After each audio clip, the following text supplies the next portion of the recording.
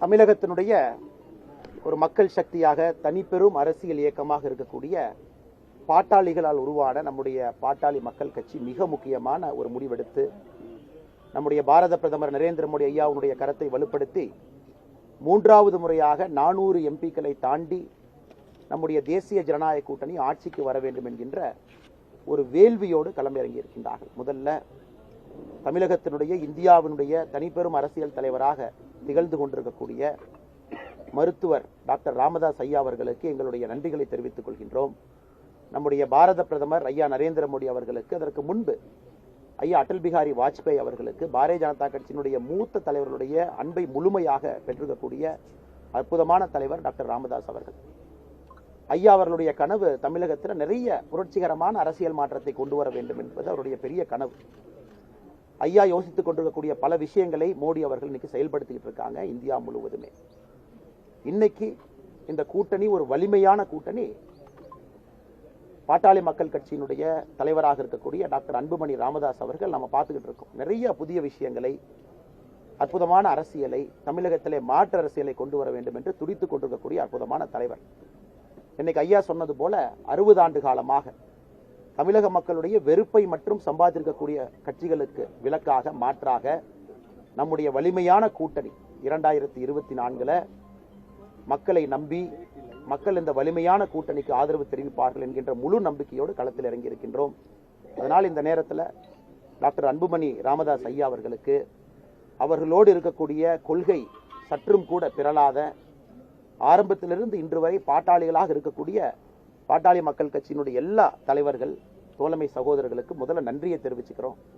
காரணம், தமிழகத்தினுடைய அரசியல் நேற்று இரவிலிருந்து மாறி இருக்கிறது. உண்மையை சொல்ல வேண்டும் என்றால் தமிழகத்தினுடைய அரசியலை முற்றிலுமாக நேற்று பாட்டாளி மக்கள் கட்சி எடுத்திருக்கக்கூடிய முடிவு மாற்றி இருக்கிறது.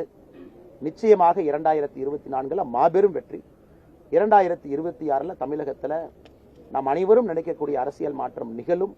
அதனால் மறுபடியும் ஐயா மருத்துவர் டாக்டர் ராமதாஸ் ஐயா அவர்கள் அன்போடு எங்களை இங்கே வரவழைத்து எங்களுக்கு காலை சிற்றுண்டி அளித்து தன்னுடைய அன்பையெல்லாம் பரிமாறிக்கொண்டிருக்கின்றார்கள். நாங்களும் இரவோடு இரவாக கோயம்புத்தூரிலிருந்து வருவதற்கு முக்கியமான காரணம், ஒரே மேடையிலே நம்முடைய பாரத பிரதமர் நரேந்திர மோடி ஐயாவோடு டாக்டர் ஐயாவை அமர்த்தி அழகு பார்க்க வேண்டும் என்கின்ற ஒரு ஆசையோடு இரவோடு இரவாக கோயம்புத்தூரிலிருந்து இங்கே வந்திருக்கின்றோம்.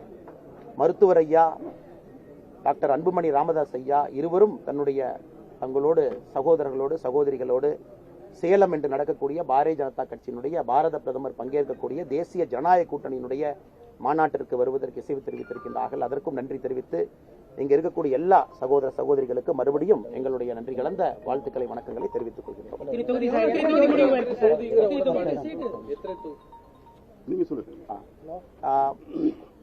பாட்டாளி மக்கள் கட்சி நம்முடைய தேசிய ஜனநாயக கூட்டணியில் உங்களுக்கு தெரியும் 2014, 19 தொடர்ந்து களத்தில் இருக்கக்கூடியவர்கள், கடுமையாக தேசிய நலனுக்காக பாடுபடக்கூடியவர்கள். 2024 பாராளுமன்ற தேர்தலில் தேசிய ஜனநாயக கூட்டணியில் தமிழகத்தில் நம்முடைய பாட்டாளி மக்கள் கட்சி 10 பாராளுமன்ற தொகுதியில் போட்டியிட இருக்கின்றார்கள். அதற்கான முடிவெடுக்கப்பட்டு ஐயா டாக்டர் ராமதாஸ் ஐயாவோடு ஒப்பந்தம் கூட கையெழுத்தாகி இருக்கிறது.